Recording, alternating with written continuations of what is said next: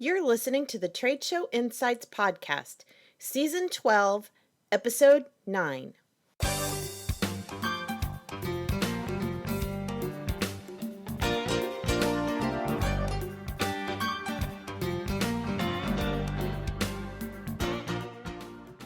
I'm your host and exhibit marketing strategist, Marlis Arnold, bringing you tools to improve your exhibit results. On today's episode, brought to you by the Exhibit Marketers Cafe, we're talking about 6 reasons that you, yes, you, are likely not as successful as you should be at trade shows.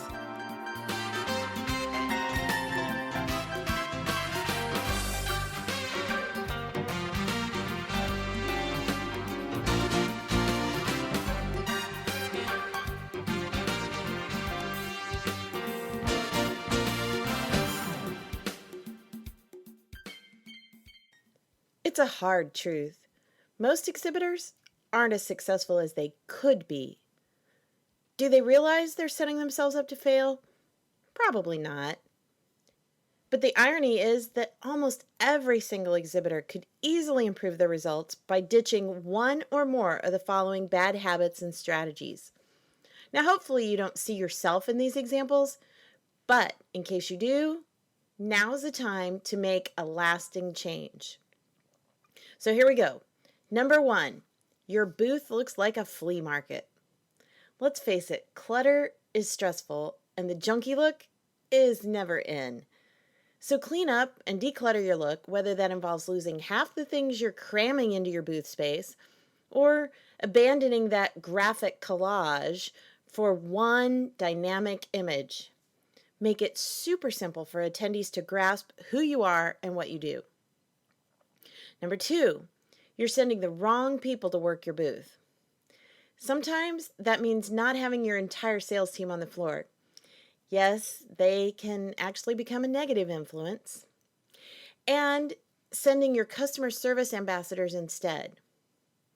But no matter who you send, the goal is to have a well-trained team that can answer questions and combat objections while still remaining calm and polite. Number 3, you're oblivious to your audience. Now, believe it or not, this is a common mistake that comes in several forms. Sometimes exhibitors are so out of touch that they have no good reason to be at XYZ show, but they exhibit anyway because we've always been there. Or they may completely miss the mark in their messaging because they're not in tune with their audience wants and needs. And of course, this comes in another form as well. Booth staff that ignores or is rude to the attendees. Can you say, cell phones? Yeah. Number 4, you rely on the field of dreams strategy. Let's face it, trade shows are not the place for an if you build it, they will come form of marketing. It's not rocket science, but it does take a plan, and it requires you to take specific action before, during, and after each show. Exhibit marketing is a carefully orchestrated strategy that involves design, promotions, staffing, and lead management, among other things. Dropping the ball, pun intended, in any of these areas means your overall results will suffer. Number 5, you forget about the leads.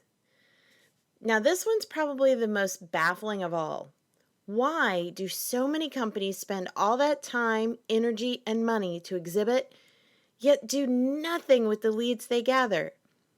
It's a little like building a beautiful house and then neglecting to ever move in and reap the rewards. I mean, what's the point, right? And finally, number 6, you go the Lone Ranger route. Sure, you may be the only person in your organization responsible for the actual implementation of trade show marketing. But that never means you have to go it alone. You can always rely on industry experts to help with designing your display, creating and executing a great marketing campaign, or implementing a lead management system. Or you can have the advice of someone who's been involved with trade shows of all sizes and types for more than 2 decades and knows how to keep you from making the mistakes we just listed here. Hint, hint. So how will you take action to eliminate these bad habits? Please leave your thoughts in the comments in the show notes at tradeshowinsights.com.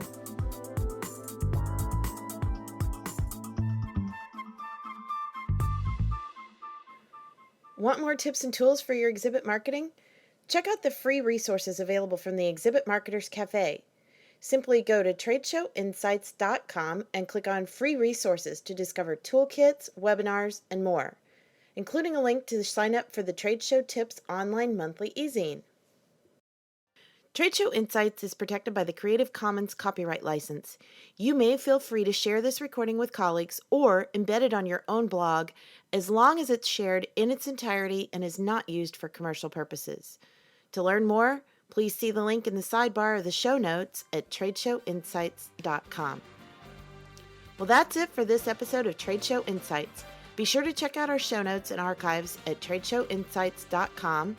You can also connect with me using the social media links or the contact page on the site. I'm Marlis Arnold. Thanks for listening, and be sure to join us next time for more tools to improve your exhibit results.